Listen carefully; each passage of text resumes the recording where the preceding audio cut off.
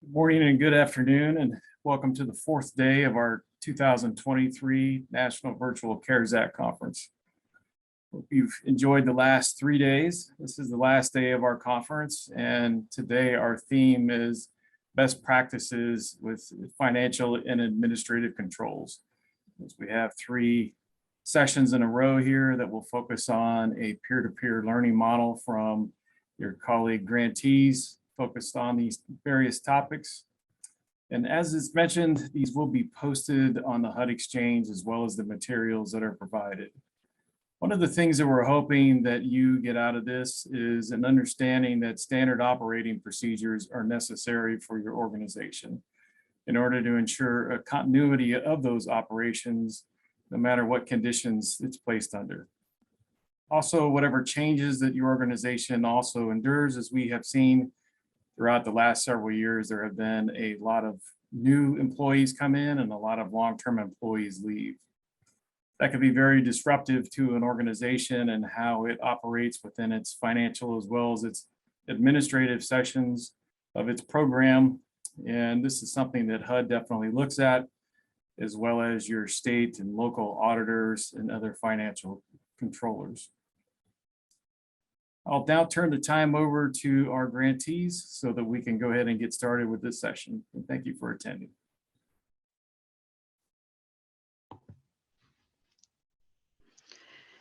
Thank you again for joining us this afternoon. My name is Maria Eisenhart, and I'm from the city of Miami in Miami, Florida. I have been in the city of Miami for a total of 16 years, of which 9 of those years I have been the assistant director of the finance unit for the Housing and Community Development Department. I am pleased to present to you today our best practices for costs and audits and how we implement those processes and procedures to maintain and achieve good audits year after year. The city of Miami has a population of roughly about 442,000 according to the last census, and we are located in the southeast part of the state of Florida. So we are prone to getting lots of hurricanes and lots of nice tropical storms.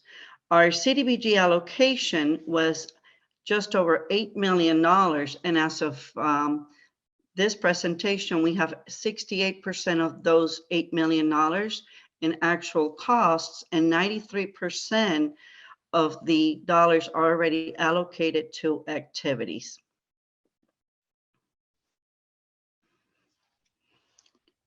The first thing that the city always does when we're trying to implement a program is we update our policies and procedures. And the policies and procedures that we updated were our current CDBG. And what we did is we went ahead and added the CDBG CB peculiars that the grant and the grant contract would allow us. These policies and procedures are reviewed at least once a year, but most of all, they're written. We share them. We share them not only with our staff, we share them with our stakeholders. And our stakeholders, a lot of the times, are our subrecipients and those grant individuals who will be carrying out some of the activities for the city and on behalf of the city using our allocations.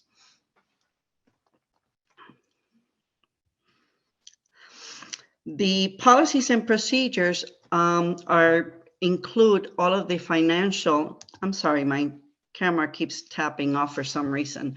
Our policies and procedures include all of the financial processes that we have in place.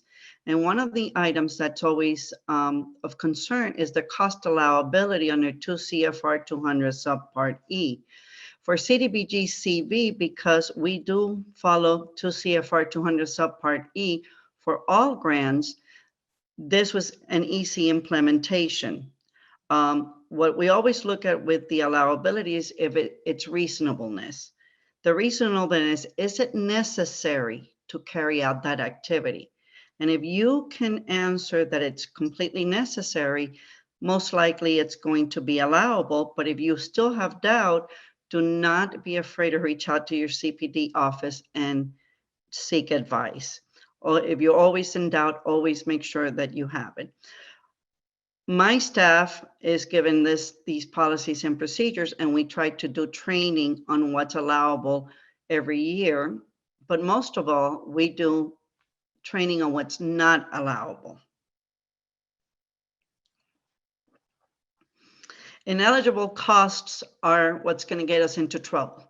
We have to make sure that the staff, stakeholders, and everyone that is spending on allowable activities of under CDBG understand what these ineligible costs. Of course, bad debt, losses, contributions, donations, most of them are pretty obvious. The one that we find the most commonly in reimbursements that get submitted to the city are late fees. And we don't pay for those late fees.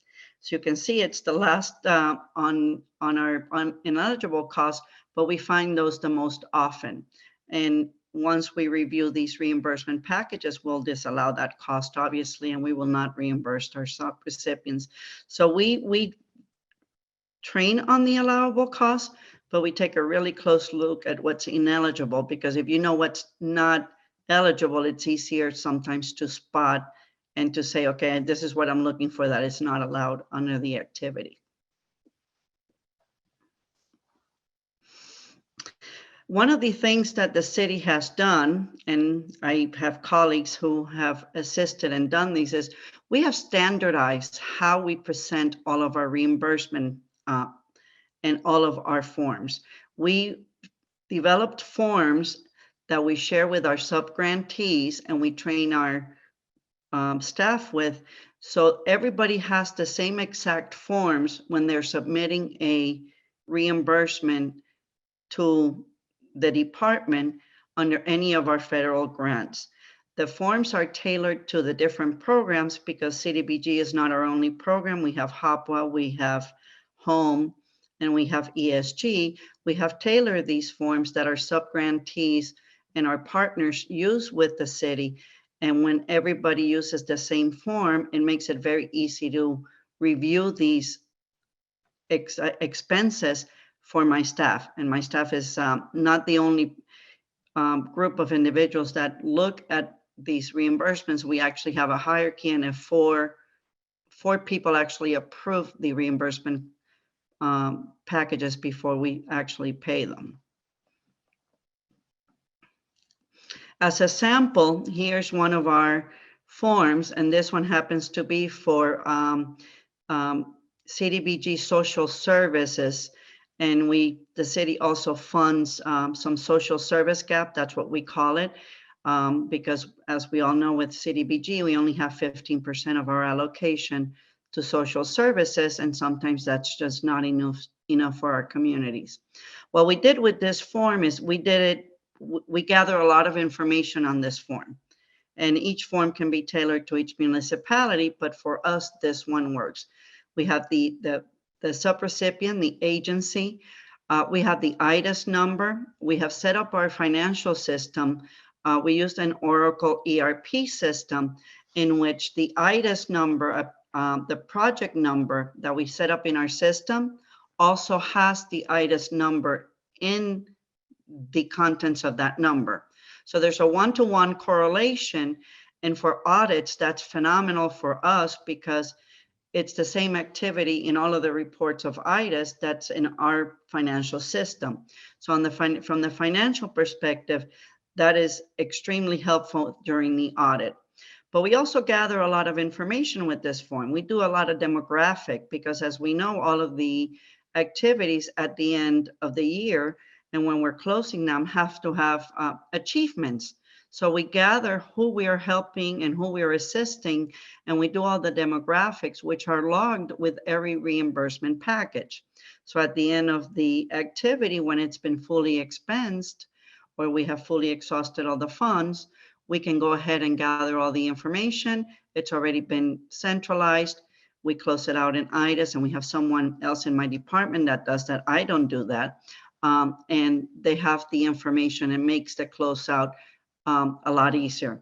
In addition to this form, we actually have a closeout form in which someone reviews and makes sure that the information gathered is correct. And I know that, we may be a little bit bigger than some, so we have some more staff, but we believe in gathering the information in the front end. Then the bottom of the form becomes my financial. It's we have all the financial information, and when the individual that does the voucher, which happens to be me, the amount available in my system, which is Oracle, is usually the amount that I have available to draw in IDAS. And if I don't see that they match, I stop, I don't create the voucher, and I find out why. So we have developed this form, which may seem overwhelming, but it works for the city because we gather all of our information, not only for end of the activity reporting, but we also do cash management. We make sure that our budgets are in line and that everything is being spent in accordance to how it was intended to. So we do a lot of things. Now, our average turnaround, once it's been submitted, the goal that we have with the city is this 10 to 14 days. And of course, some months we do very well. And if I have turnover in my department, I have done as bad as 30 days. So we do set ourselves with goals to do that. But this page is giving to every subrecipient we have in our that gets giving a grant. Now, the biggest form of reimbursement is and costs are personnel costs, because everyone has labor hours to carry out the activities. And we give this form, and this one we allow a little bit of leeway with our subrecipients. Because everybody has a different payroll cycle or a different way of presenting it. But the requirement is we need to know what days was worked on the grant, the number of hours that the person worked on the grant, and we need to have it signed by the employee and the supervisor. So this form basically serves as the testament that yes, the person worked on our program. The person did not work on this program and another program and got reimbursed by both programs for the same hours. So we keep the awareness throughout the entire process there for us. And then we correlate. And of course, all of these forms come with the backup, the substantiating documents. We have to have payroll registers. We have to have the canceled checks and all of the fun financial information. But these forms are the ones that I'm saying is sometimes we have to look at what we already have developed for our programs and what we have in-house before we reinvent the wheel. Now, all these forms were done by my predecessors.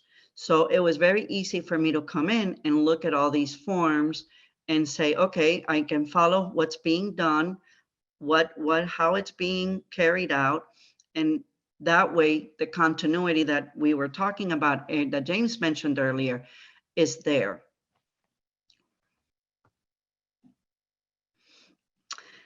Now, my philosophy is let's do all the work ahead of time. Let's get everything before we make any payments and before we give out any of the funding, so we can make sure that once I pay that person and that agency, I basically don't have to come back and look at these documents. So we do all the work and we try to make sure that we train everybody. This is not, sometimes we have to bring in an agency and when they have new staff and retrain and go over again how these documents are supposed to be submitted if we find somebody has had an issue.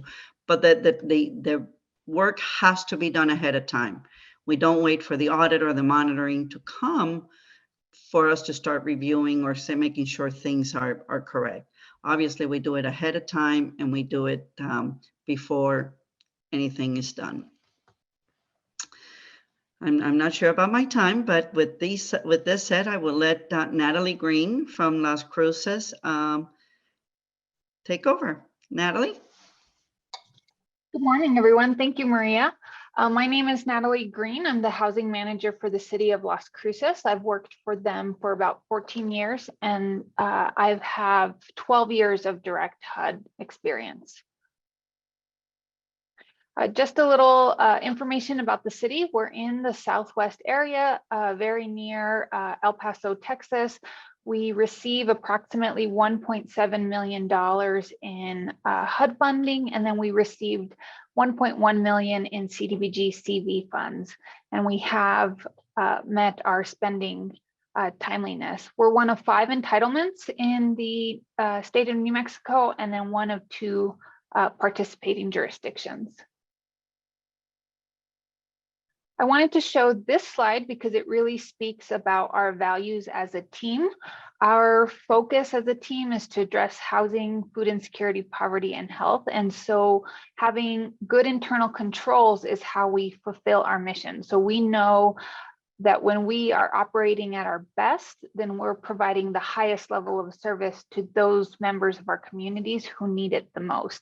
And they're often the underserved and the special needs. So we really take internal controls as our mission.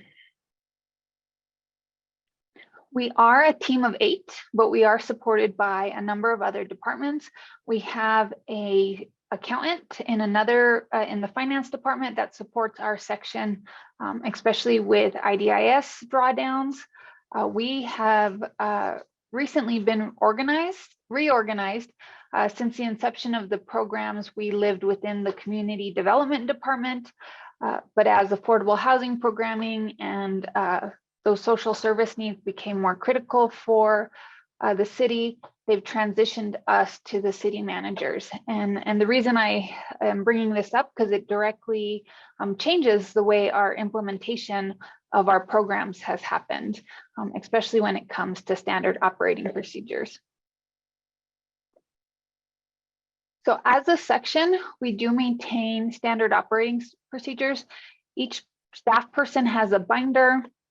We have about 58 SOPs. We could probably use half a dozen more. And so these are really section specific to what we do with HUD programs. So it's not inclusive of some of the more citywide policies or program specific guidebooks we have, which I'll get into in another slide. So many of our SOPs are born out of necessity. We've had some sort of audit or a staff transition, and we needed to have that information written down. Other times it's to address a situation, like on the bottom one, number 19 is the shared electronic file system. We had a retiree or a staff person who's since retired, but they used to save a copy of every document every time they worked on it. So in our drive space, we would have 10 versions of the same document. So that was an instance where we needed to have some sort of SOP to address those issues. As you can see by the log, we'll note the version that we're in, when it was last revised, also the status and implementation. So we identify, is it a continuous process? Is it an annual process? Is it a monthly process? And some of them are active or inactive. There have been changes in either regulations or city policies that makes an SOP inactive. As I mentioned, since we reorganized, we are now in the process of updating all of our SOPs, because where they used to say community development, they now need to say city manager's office or housing and neighborhood services. And so one of my suggestions, especially if you guys have a lot of changes when new management or new staff comes on, we'll be changing ours to just say administrating department, so we don't have to change every time someone new comes on board. I see SOPs as learning opportunities, and so they're definitely good for feedback and performance discussions. They help identify gaps in training. Changes happen, and there's some activities that you and your staff perform only once a year. So it's always nice to have this SOP to go back and look at, especially if it's one of those activities that only happens once a year.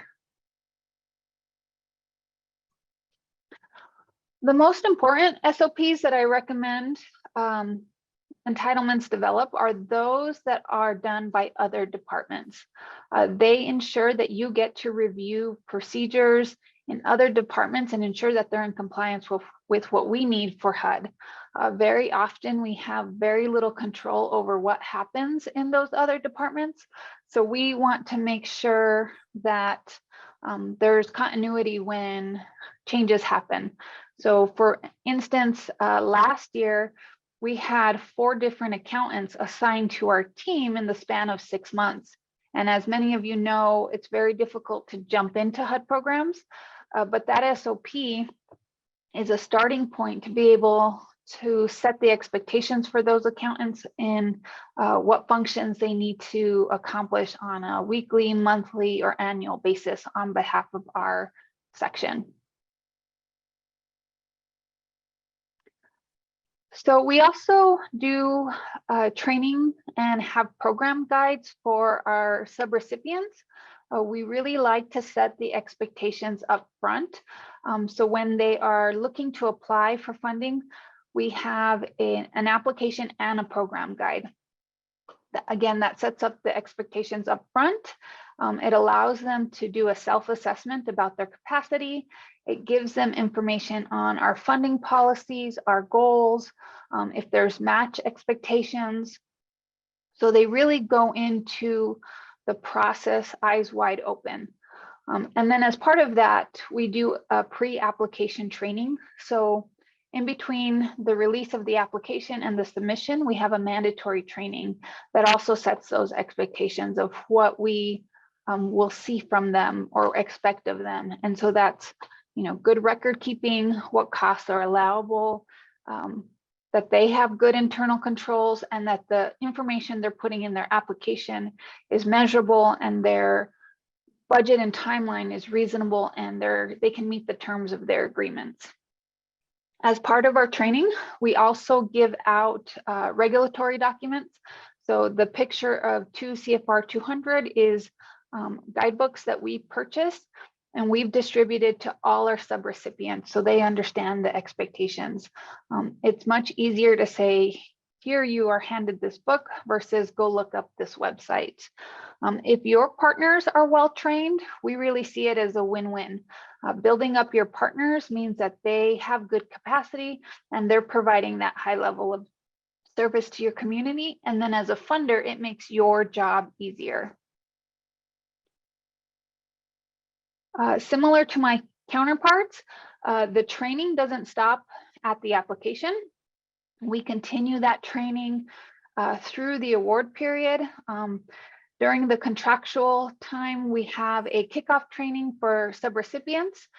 We use it as an opportunity to connect with them because we're not always out in the field visiting them. It's also an opportunity for the grantees to network with each other, and we can update them on any changes. They can meet new staff, they can expand their capacity, and then we use it as cross-training for other city staff to learn about our programs. So we also use it to discuss any implementation changes. So when we changed our ERP system, we were requiring unique invoice numbers per vendor. And so that was a change that we were able to discuss with them. So they are submitting those invoices correctly and timely, and we don't have to send them back to them. My takeaways around SOPs is that train your staff. I very much believe in experiential learning. I know that New Mexico, we have smaller entitlements, so we're able to talk shop with our other entitlement communities. Prior to COVID, we were actually having quarterly meetings. For those who are much larger, you may consider actually meeting with entitlements are the same size or same region or in the same state. You don't have to reinvent the wheel. I think many of us have SOPs or processes. And I wanted to cover that it's not just about outlining the processes like in IDIS system, but where do you find that information within your city government? And where do you, or within your entitlement, where do you find that information? What information are you looking at? So you don't just want to have the steps out of the guidebooks provided by HUD. When possible, try and incorporate overarching policies. Now that we have 2 CFR 200, we are not the only department that has federal funding. So we've been able to partner with some of the other departments that also receive that funding and have the same level of expectations and have a unified policy citywide. And that just makes the implementation much easier when that policy is universal for everyone and it's just standard practice. Train your partners, definitely before, after, during. Many times when there are staff changes at the nonprofits, we really like to go out and do these technical assistance visits and just say, this is what this form means. This is why we fill it out, and walk them through the process from intake to close out of a particular project or grant. And then as always, test your SOPs. So I know a lot of us know the CDBG and home lingo, but try giving your SOP to another staff person or another section that doesn't necessarily know your programming. And so they can walk through those steps and ensure that it's clear and that someone new coming in is going to understand it who doesn't necessarily have the same experience. I've been very lucky in that my staff is an experienced staff. At least half of us have well over 10 years of experience. But I can tell you that programs change, and none of us would call ourselves experts in this field because it changes so frequently. So SOPs are a great way to refresh and update our knowledge base.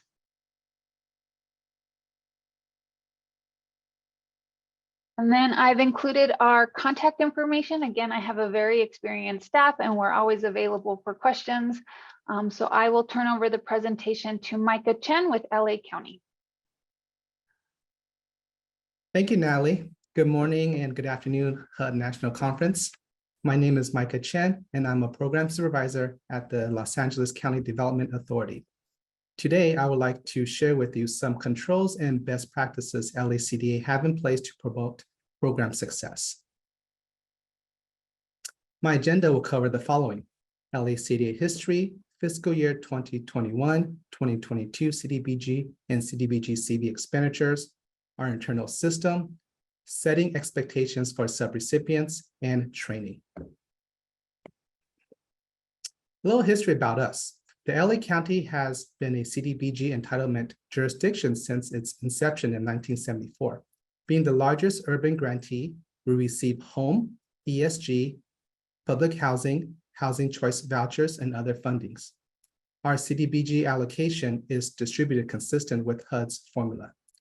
For fiscal year 2021 and 2022, we received a total of $25.5 million in CDBG funds. Throughout the LA County, the CDBG funds serviced 54 community-based organizations, 48 participating cities, 6 Los Angeles County departments, 4 Los Angeles County public agencies, and 3 internal LACDA divisions. Here is a breakdown of our funding distributed across various activities. We spent $1.7 million in economic development, which assisted 500 businesses and created or retained over 200 jobs. We spent $9.3 million in housing by developing and preserving 7,000 housing units. We spent $4.6 million in public facilities and improvements. These include street and sidewalk improvements for over 180,000 residents and 55 parks or public facilities. Last but not least, we spent $13.4 million in public services, serving those in need. A cornerstone of our success is attributed to our proprietary grants management system. Over 25 years ago, our grants management system became began as a simple Microsoft Access integration tool that was developed to help manage our CDBG projects for reporting accomplishments to HUD. Since then, the team has engineered a number of integrations which has received awards and recognitions throughout the years. Starting from the top, integrations include the ability for all parties to review and execute all components of a contract, maintain cost category thresholds, allow for digital audit and approval of invoices, consolidation of accomplishments for keeper reporting, and management and subrecipient training. Our PeopleSoft financial system incorporates a number of additional controls. Procurement controls, which regulate vendor setup only after meeting procurement requirements. Accounting controls allowing for the tracking of grant year by funding sources. Cash management controls, which requires proper authorization to release payment, and IDAS drawdown controls limited by the approved budget. Paired up, the live data interfaces between the two systems allow for clear communications for all internal and external users, allowing everyone to look at the same numbers at the same time. Budgetary controls and separation of duties are established between the two systems.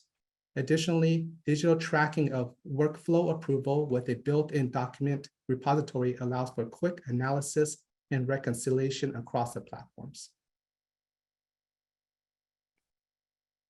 Another best practice we pride ourselves in is setting expectations with our subrecipients. Early on, we look to establish a strong partnership and set the proper tone.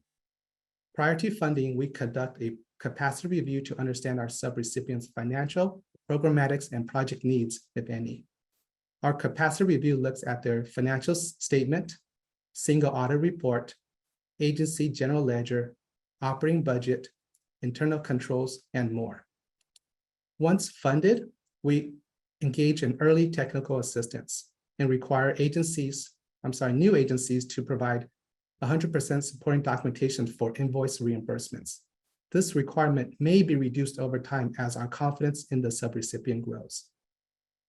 Lastly, by conducting in-progress monitoring, we ensure spending and accomplishments are aligned well before arriving at the finish line. No one likes surprises when it comes to monitoring. Should we find disallowed cost, it's much easier to offset the costs in current year as opposed to requesting payback. In prior years, we've had instances where paybacks had to receive county council approval, paybacks that was offset against another program funding, and one agency even had to organize fundraising events to pay back disallowances. We're not in the business of putting others out of business. These controls are in place for everyone's best interest. The final best practice I would share is our annual mandatory training. This training is conducted through our grants management system and serves as a refresher to our subrecipients. The training covers required submittals, deadlines, budget planning, funding considerations for new construction projects, environmental clearance and environmental request forms, lead-based paint, asbestos requirements, and updates to our grant management system instructions. At the completion, our subrecipients are required to acknowledge the training in order to gain access to our grants management system. Internally, we encourage our staff to sharpen their skills through professional development. Courses offered by HUD, NCDA, and NACCED are highly encouraged. This concludes my presentation. I'm going to pass it over to Les to address any questions. Great, thanks, Micah. So we've gotten lots of good questions in, and I think many of them will address probably to the entire panel. So I'm going to invite all of our panelists to turn back on video and join us. And I wanted to start, I guess there was quite a few questions that folks had trying to get a feel, I think, for the size of your staff and the number of subrecipients that you have. So I wondered if we could just go through maybe in speaker order. And so start with Maria. Can you tell us a little bit about the size of your staff and the number of subrecipients that you're working with? We have, our entire department is about 35 people. And we have it divided into 4 units. So we have the office of the director, and then we have a housing section, and we have our contract section. Our contract section is the section that deals the most with our CDBG programs. And like Micah, we have economic development, we have public facility projects, and we have our social service gap. Subrecipients, you know that I don't know the number off the top of my head. That's fine. But yeah, in my unit, we have about 7 individuals. I have one person does all my loan servicing for the home program, the state ship program that we also manage, and does all of my loans. Then I have staff that, of course, to process all of the financial packages and do the payments. Great. Natalie, you want to comment on staff size and subrecipients? Sure. So we're about a team of 8 individuals. So we also manage other funding sources. So our total budget is anywhere from 15 to 25 million in a given year. And so it really depends on the program, but we can have anywhere from 10 to about 40 subrecipients at a given time.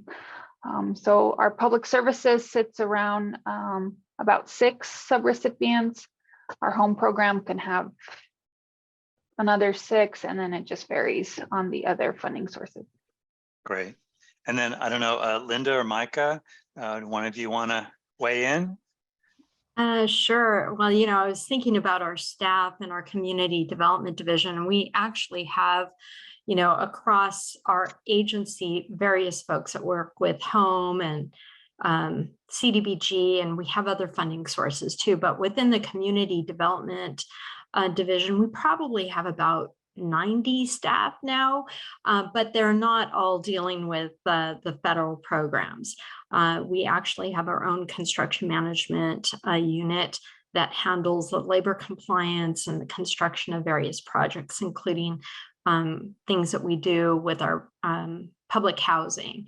And so in terms of like CDBG, I want to say it might be closer to about 20. It's hard to say because we charge, based on what we're working on, including on the environmental side, depending on which projects. So that's what we have there. Mike had mentioned we do have 48 participating cities, and actually 2 of them are joint applicants with us. They are entitlements on their own and choose to have us administer for them. And then Micah had mentioned about our nonprofits, but I can't remember exactly how many. I want to say it's probably somewhere between 25 and 30 at this point. It kind of changes. We had more during the CDBG CV days, and so that can change.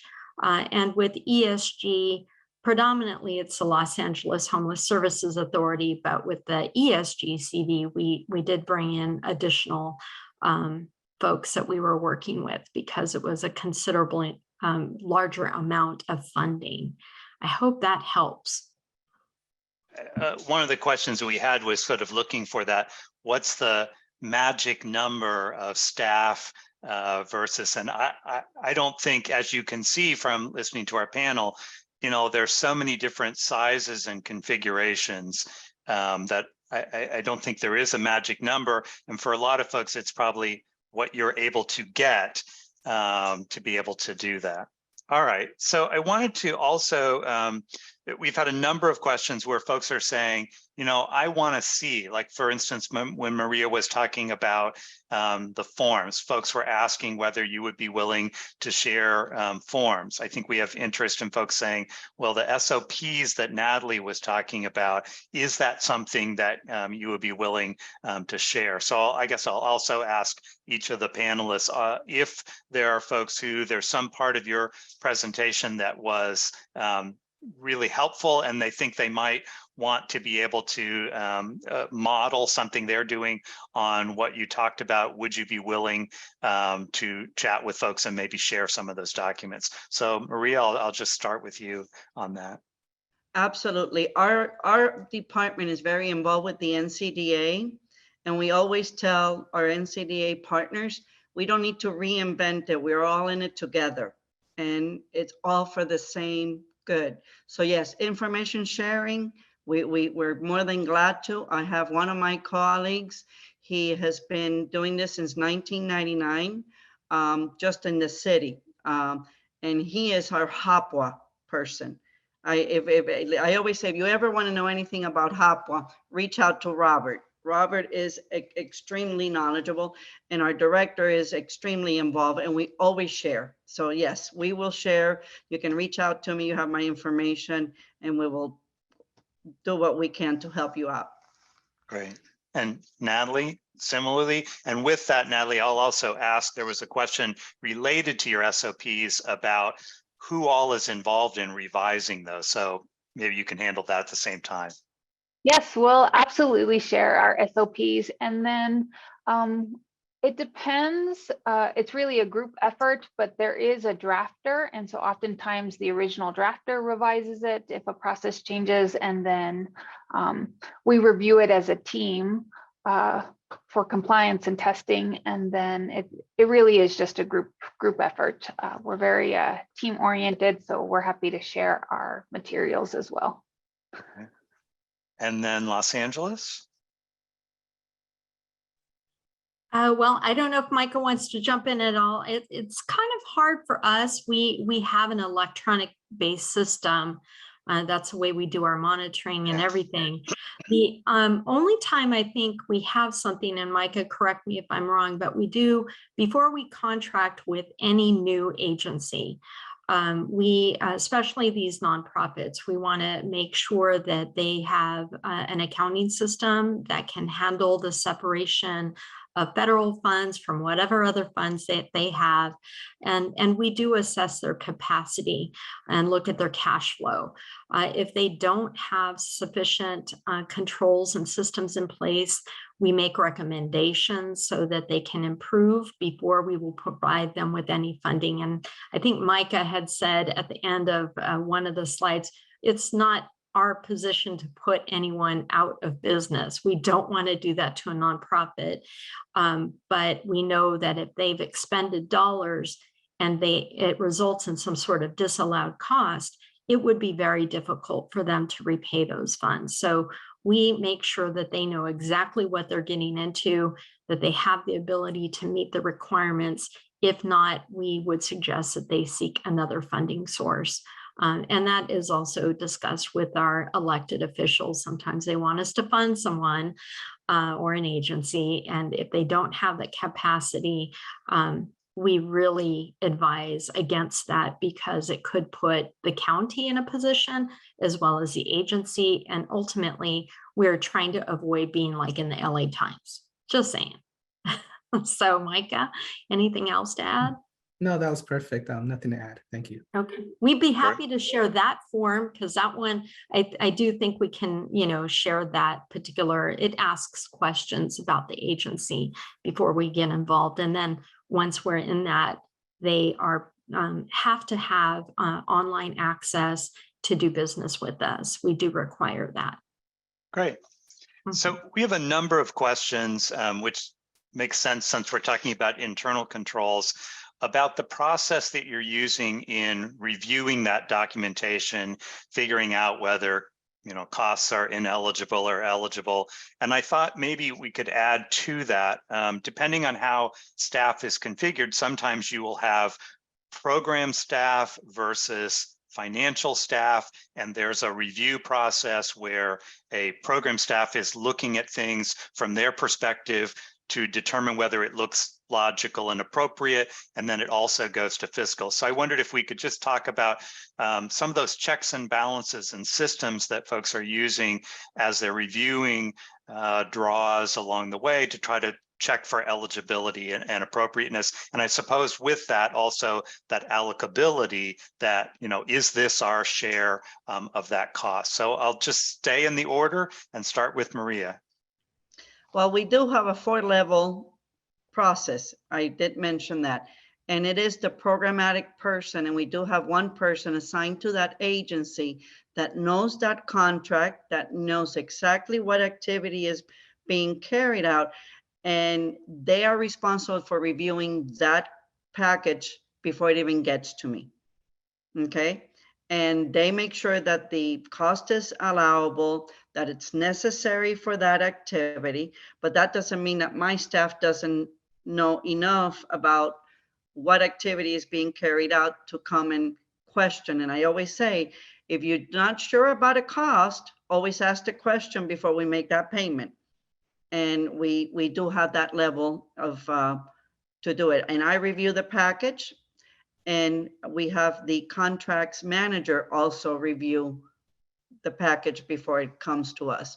So that becomes our 4-level process. Perfect. Natalie? So for us, it starts at the beginning. So as part of their application, they're going to tell us what costs they're going to cover. And so as part of our contracting, we give them a line item budget of what exact costs are going to be covered and allowed under the contract. And then the program staff does, similar to the other presenters, we have a template that has their line item budget. So they're billing within that line item on their invoice sheet. And then program staff is checking the dollar amounts and the backup documentation. So a return check, the receipts, the actual documentation. And then it does go to me as the administrator to sign. And then through our ERP system, there's a separate electronic workflow process that also goes through that process. But we really start from the front end on those allowable costs. Great. And then either Micah or Linda, anything you want to add?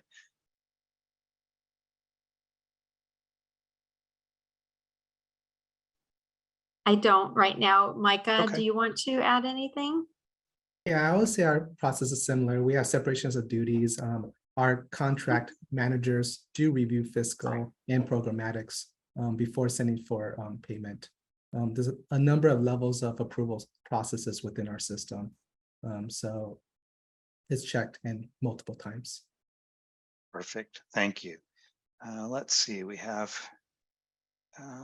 questions rolling in here. We had some questions about grant management systems.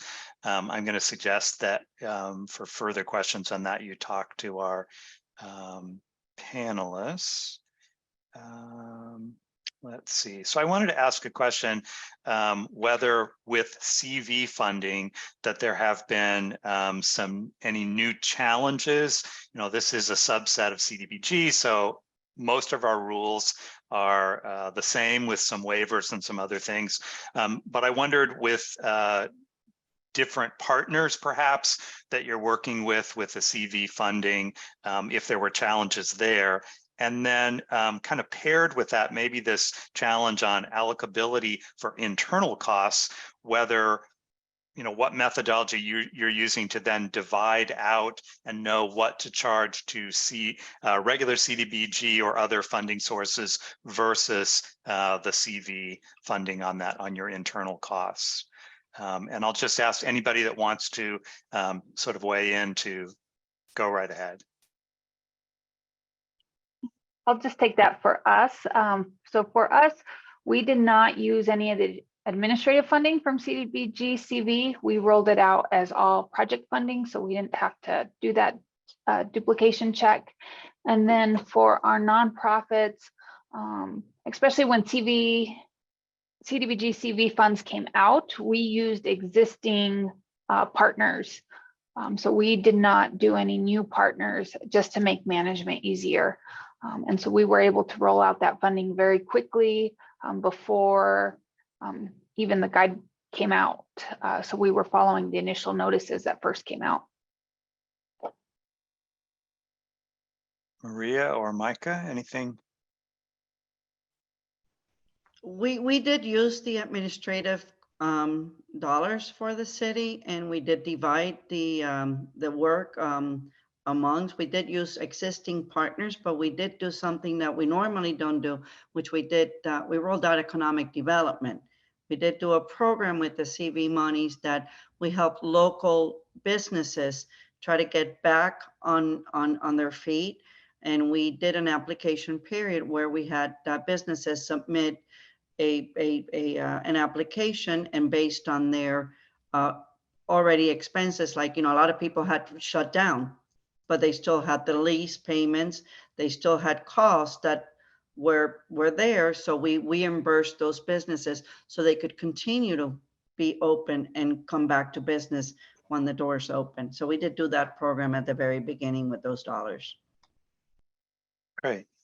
And anything that LA wants to add? Sure. So for us, we did work with many of the existing partners as others have. We do have 48 participating cities, but definitely was much more funding than we had dealt with before. We did launch very early on the rent relief programs that we had. With CDBG, that's kind of where we started before we received any CARES Act funding. And so we launched our programs before we had any other programs available. We ensured that we did not have duplication of benefits to those that were then assisted subsequently. And then when our state launched programs that were rent relief related, we also provided all of our information to them so that there could be an avoidance of that duplication at the state level.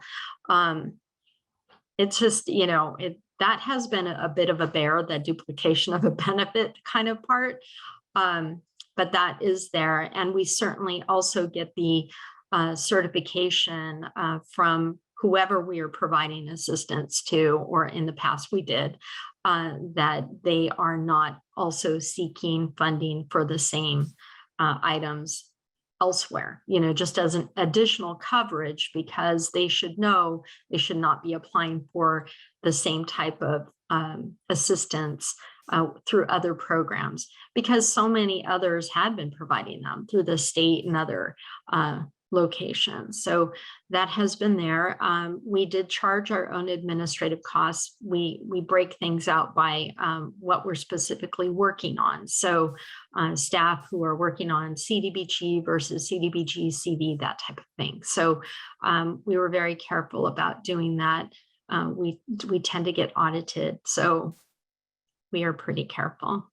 When I raise that question, because we oftentimes with new funding like NSP and some of the other funds is where people got caught up because they had not sort of broken out. They had staff that regularly worked on CDBG. And so there have been some questions in the past. You actually raised an item which we had a question on, and they were specifically asking about the technique or the process that you were using to try to avoid that duplication of benefit, and kind of asking about, how are you comparing cost documentation and trying to make that determination? Can you talk just a little bit more about your process, and then we'll ask other speakers about that also.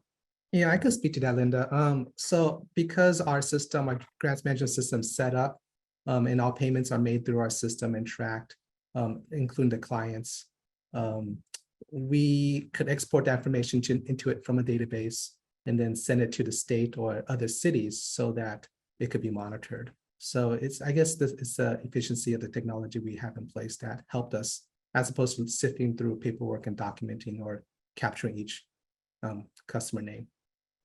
Great.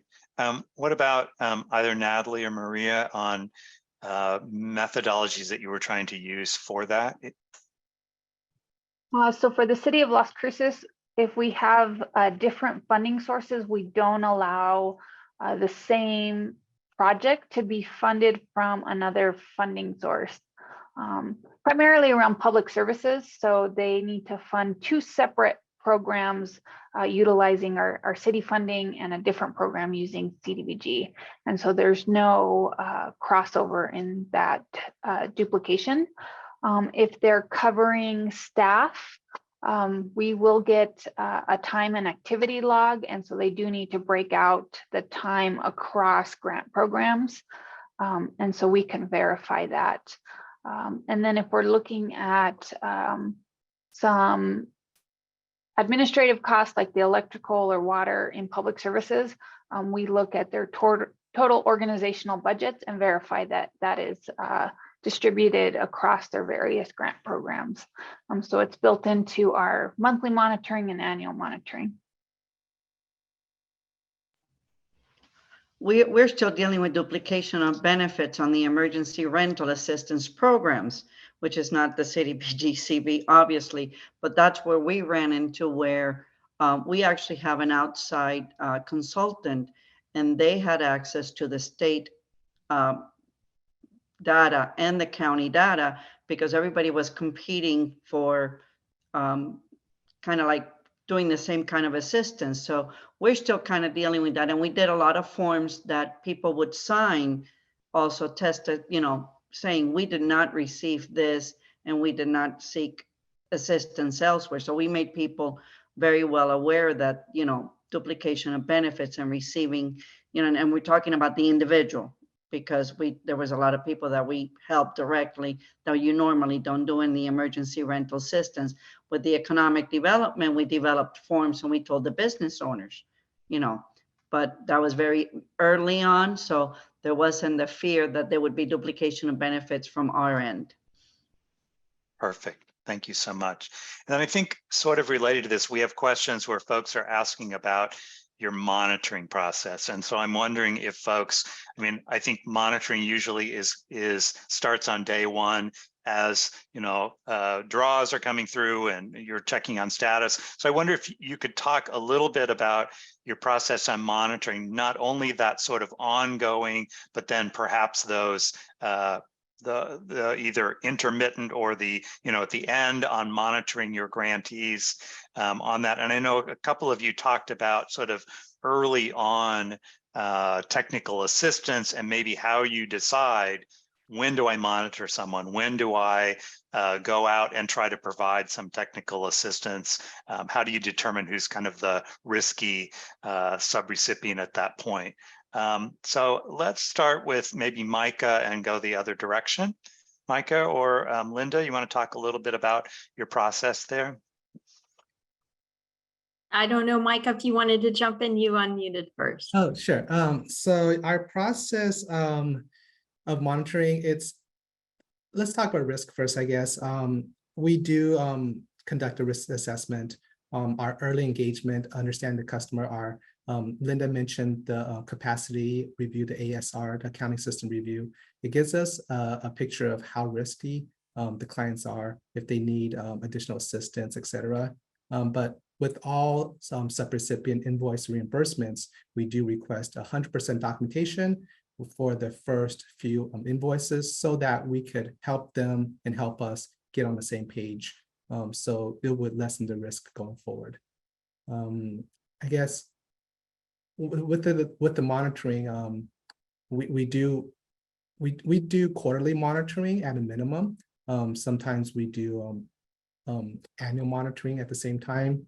Right now, we're being monitored for ESG by HUD, by the state, and also we're monitoring others. So there's a lot of layers of monitoring going on. So it's definitely really heated at the moment, I would say. Great. I think you pretty much covered that, Micah. But I definitely, for those that are riskier, we look at full documentation, and then, you know, for the less risky, we'll do spot monitoring. All right. Natalie, anything you want to talk about on your process on that? We're very similar to everyone else. We do the risk assessments at application time, and then we schedule out monitoring throughout the year. And so we also use, of course, the monthly invoicing as a way to keep an eye on their expenditures. Are they submitting the correct documentation? Are they being timely in their responses? So that gives us a general sense of how it's going early on. And then it just depends on the agency. If there's staff changes, we want to go out and meet new program staff, just because it's the friendly thing to do, and it builds that relationship. But at the same time, it's an opportunity to, again, set those expectations with them. And so we do try and get out to each subrecipient at least once a year, and then communicate throughout the program year via email or phone, or check in with them often. Great. And Maria? I think it's a repetitive, but yeah, we do have the risk assessment. That's where we all start, is how risk, with that risk assessment. And we, unlike LA, we do 100% documentation with everybody, every time. It's just, we tend to see some people's kind of get comfortable, and we don't let them do that. Great.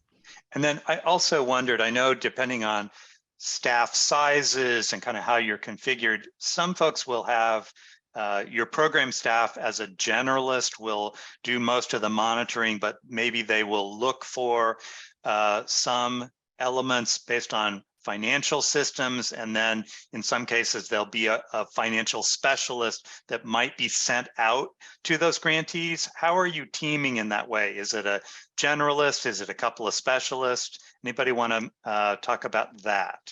And I think sometimes that's a challenge on having staff feeling comfortable, not only on the programmatic requirements, but also, 2 CFR Part 200 and some of your financial requirements. I know us, we send 2 people out. So we do send the generalist or the program specialist, and then we send usually our management analyst or one of our accountants will go out as the financial person. And then depending on whether we have new staff, many times I'll go out their first or second time just to show them how to do an entrance conference, what they should be looking at. So I use it as a training opportunity for that as well. Great. As for LA County, we don't always send out like 2 people. And right now we've been focused on the remote part, but we do have a variety of staff members with different experiences. And so we kind of have our own learning community, as we have some people that have many years of experience and other people that have fewer years. Great. We have a question in the hopper here that I'm not completely sure about, so I'm going to put it out there and see what you all think on this. So they're asking about, under CV funding, that under the waivers and flexibility on spending, that gift costs are not allowed. And I think it might be gift cards on this. And they're asking about what guidance is provided to ensure supporting documentation.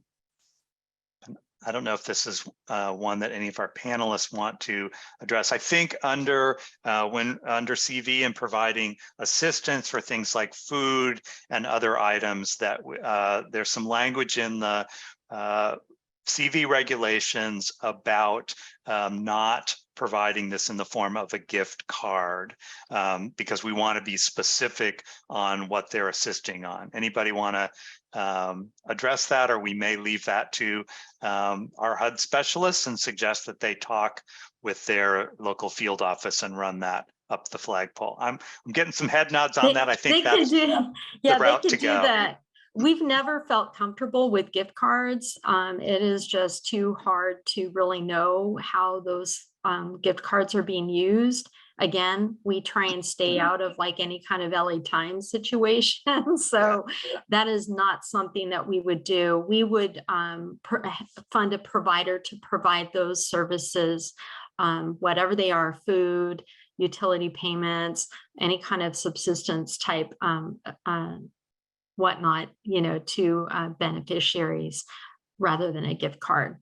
That's a big no-no for us. And there were a lot of questions early on in the CV funding where folks, and I think because of some of the partners they were working with, wanted to simply hand out gift cards. And the issue, of course, is that we can't really show how those funds were used, and which is why they're not allowed.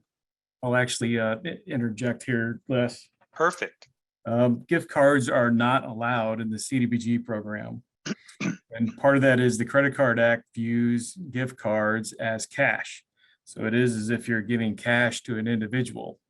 The other aspect of that is that our regulation is very clear that you're going to be paying on behalf of the individual directly to the provider. And you're unable to do that if you're giving a cash equivalent to an actual beneficiary of the program. And the third thing is you cannot track the expenses with that as well, which means you do not have paperwork associated with those expenditures for the grant. So for those 3 reasons, those are ineligible expenses under the CDBG program. So gift cards are a definite no-no for CDBG. And I don't think gift cards in the past ever came up under regular CDBG, but they seem to have been a hot topic under CV. At least Right. The only initially. place the gift cards had come up before in the program is with CDBG DR. And that's because some of our other federal partners have been giving out gift cards, but the abuse of those gift cards quickly required us to tell grantees that, yeah, no, you cannot do that. Right.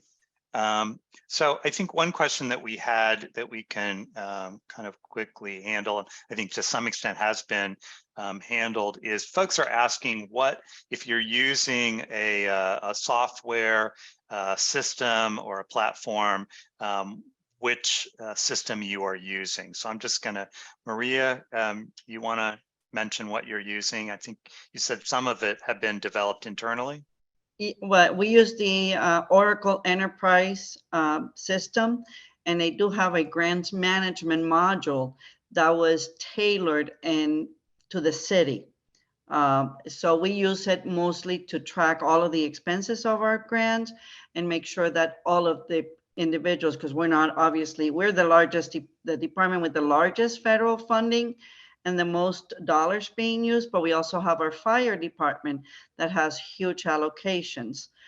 So between both departments, our statement of expenditures at the end of the year can go up to about $100 million.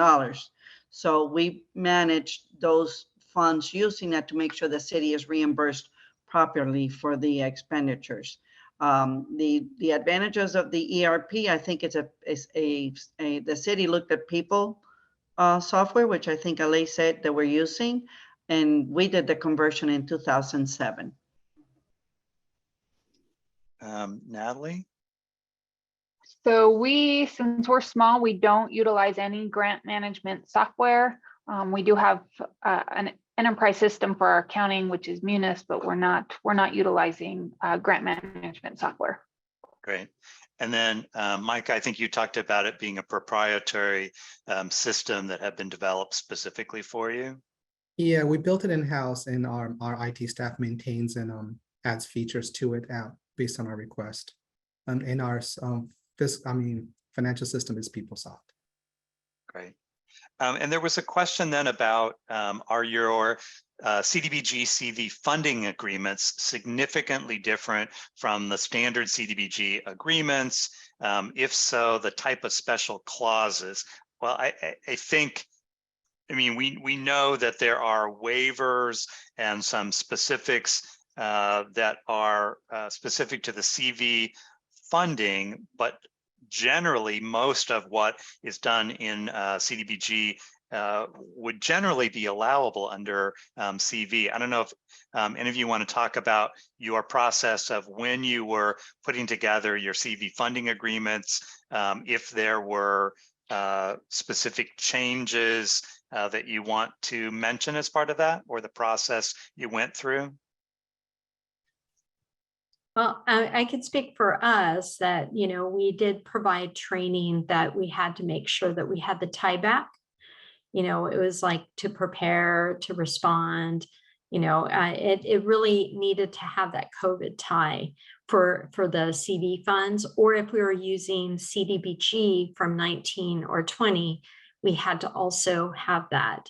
And so we provided training to our agencies and cities that were utilizing CDBG, CV, or CDBG in a way to respond to COVID. And then we had the whole duplication of benefit issue, that we had to make sure that we did. And for us, like even with our rent relief, when the ERAP started to roll out, we no longer allowed CDBG CV to be used for rental assistance. We wanted to prevent any potential duplication of benefit with what the state was doing with the larger rent relief program. Great. So for us, we were able to utilize the same contracts, although we did add an attachment that included all the special clauses that were included in our grant agreement with HUD. And then similar to Los Angeles, when we did set aside a large portion of our CV funds for rent relief, but we actually partnered with the state because they built a system to do the rental assistance with their funding from HUD. And so they managed the entire rental assistance program and then just billed city clients to us. And then we could prevent that duplication of services because all the rental assistance was coming out of one organization, even though it was funded by us. Great. And Maria, anything you want to add in on that one? No, because I have a contracts department and they do all the contract and they did it. So I would be speaking on their behalf and I don't really have that information. Very wise. All right. So we've come to the end of our section. I wanted to thank all of the panelists. You've provided great information, but you've also been really patient in sort of unpredicted questions flowing in and taking those on. So with that, I'm going to turn things over to Kate, and she's going to talk a little bit about HUVA and the ability for some of this dialogue to continue after this portion of the session.